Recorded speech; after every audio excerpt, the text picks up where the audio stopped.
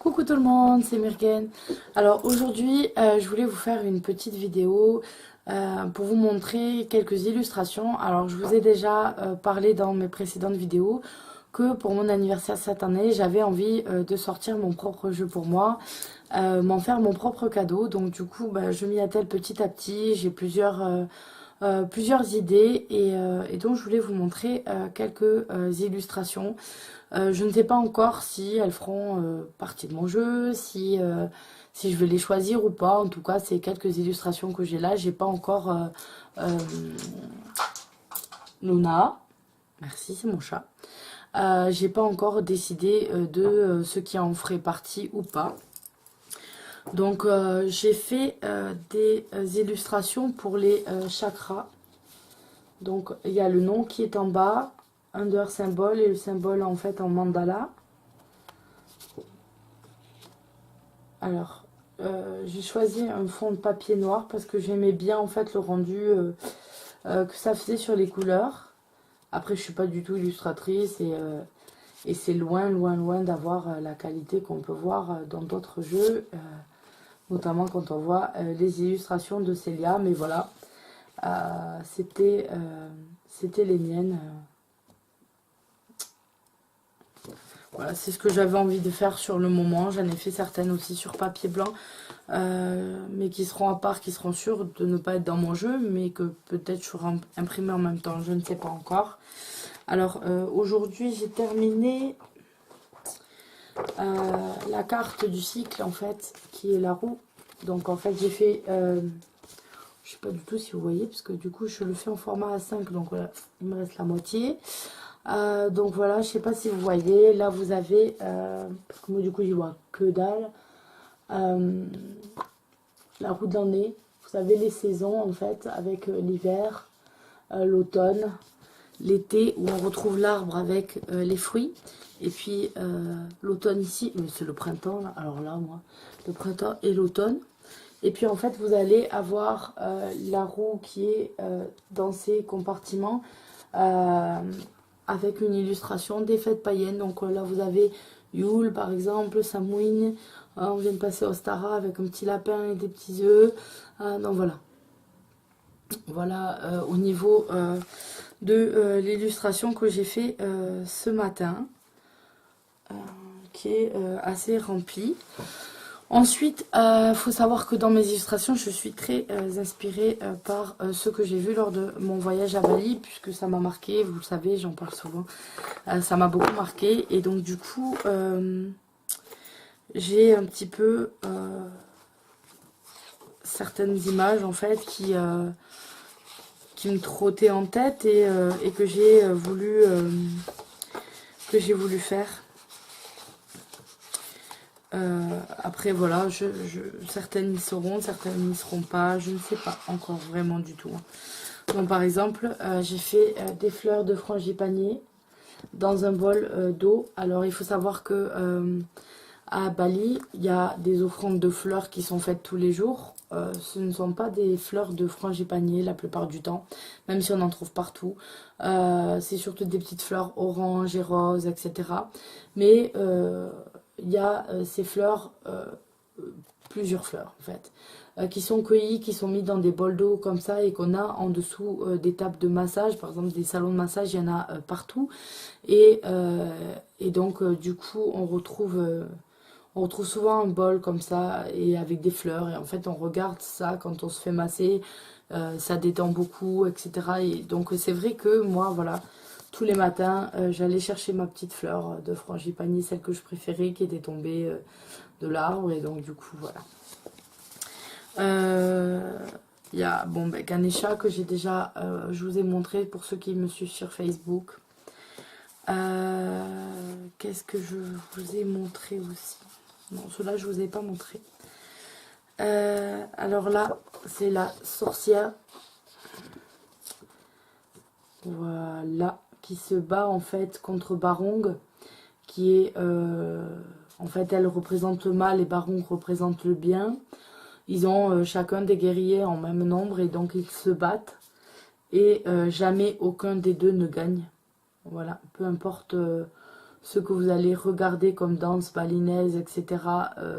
Avec la sorcière qui est en fait avec les cheveux ou blancs ou blonds, en fait, avec des mèches rouges comme ça qu'on retrouve, et puis ses grandes dents, le visage jaune, le visage blanc, toujours dans ces couleurs-là. Et donc voilà, jamais ni le mal ni le bien ne gagne, en fait, il crée l'équilibre. Alors j'ai aussi dessiné, alors celle-là elle ressort assez sombre, je sais pas du tout si vous allez bien voir, voilà. Donc c'est un temple, donc qui est qui est sur un lac. Alors c'est un endroit aussi, bon il y en a plusieurs hein, d'endroits comme ça, mais un endroit où j'étais allée où donc du coup je n'ai représenté qu'un temple. Là c'est le seul endroit où seuls les prêtres, la caste des prêtres, n'a le droit de rentrer, personne d'autre n'a le droit de rentrer dans le sanctuaire en fait. Mais les temples sont toujours en fait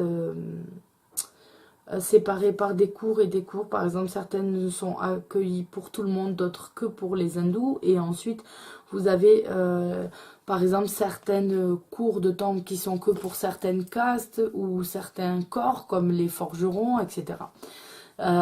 Et donc du coup, j'ai voulu représenter ça, puisque c'est un endroit en fait où j'étais allée, qui m'avait beaucoup plu, puisqu'en fait vous avez un temple hindou qui donne sur le lac. Juste derrière, vous avez un temple bouddhiste et un peu plus en haut, même endroit, hein, un peu plus en haut, vous avez une mosquée.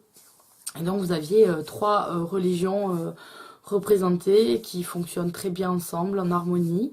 Et sur ce lac, c'est là où on amène donc les défunts après pour les offrir à la Dame du Lac avec des offrandes pour qu'elle les accepte, voilà, une fois qu'ils sont passés à la crémation, au rituel de la crémation.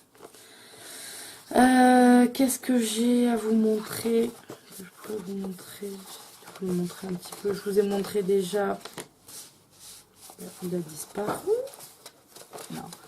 Celle-là que je vous ai montré aussi sur mon Facebook, où en fait j'ai écrit Om Namo Gurudev Namo, qui est un des mantras les plus importants en fait. J'ai fait comme si c'était du sanskrit, mais en fait on peut le lire avec notre propre lecture. Donc, je crois que ça apparaît à l'envers ou à l'endroit, je ne sais pas. Donc voilà, j'ai fait un mala, le mala avec le triangle d'or en fait, où j'ai récupéré les trois pierres. Donc on a l'améthyste, le quartz rose et le cristal de roche pour faire le mala qui en fait ressemble au mala que j'ai moi, sauf que je n'ai pas une sorte de bijou comme ça, j'ai juste le ficelle. Donc voilà, c'est mon mala en fait, avec un bol tibétain, le petit coussin. J'ai fait un brûle-encens qui ressemble au mien en fait, exactement. Et donc voilà, et avec le mantra écrit derrière.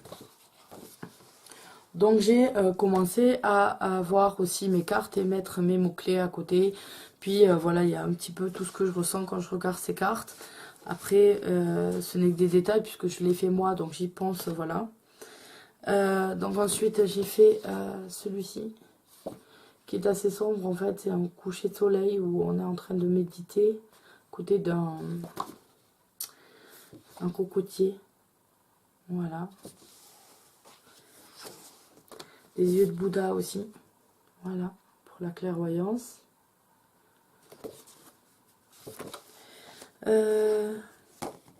Mon Dreamcatcher, avec très coloré, beaucoup de couleurs. Qu'est-ce que je pourrais montrer? Ma croix d'encre, en fait, où elle est posée sur une île qui est en forme de pyramide. Je ne sais pas si on voit, vous voyez, je ne sais pas du tout. Et avec des papyrus à côté sous une nuit étoilée. Voilà, on est sur le Nil. Voilà. Avec un lapis lazuli là. J'ai ensuite fait la prêtresse et la triple lune. Alors, je me suis inspirée d'une photo d'un ami qui est passionné de photos et qui me prend la pleine lune en photo souvent. Et me l'envoie. Et du coup, je me suis inspirée d'une de ces photos que je trouve merveilleuse et que du coup, voilà, qui m'a inspirée pour faire ma lune à moi. Avec la prêtresse en train de prier, voilà. J'ai fait les masques, voilà, m'inspirant du masque de tragédie-comédie grecque. Les cœurs. Alors, la carte de l'homme et la carte de la femme que j'ai voulu représenter par le symbole et par en fait, elle est comme ça. Elles sont comme ça, chacune est comme ça. Donc chacune est la moitié de l'autre. Voilà, pour faire un dessin en commun. Donc voilà à peu près où on en est. Ensuite, c'est vraiment du griffonnage, voilà.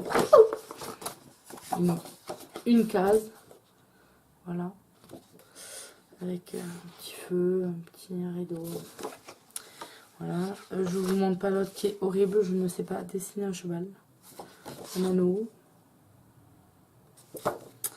Voilà, donc celle-là je ne sais pas.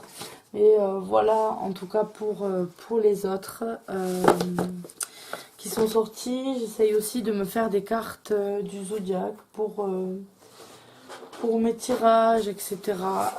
J'aime bien, j'avais envie de faire ça, donc du coup j'ai commencé ça aussi. En fait ce matin je ne pouvais pas rentrer chez moi après avoir amené ma petite. Du coup j'ai commencé... si j'ai mis à l'endroit c'est mieux, à faire les cartes. Donc là on a le scorpion, les poissons, voilà, donc elles sont pas finies, c'est juste des ébauches.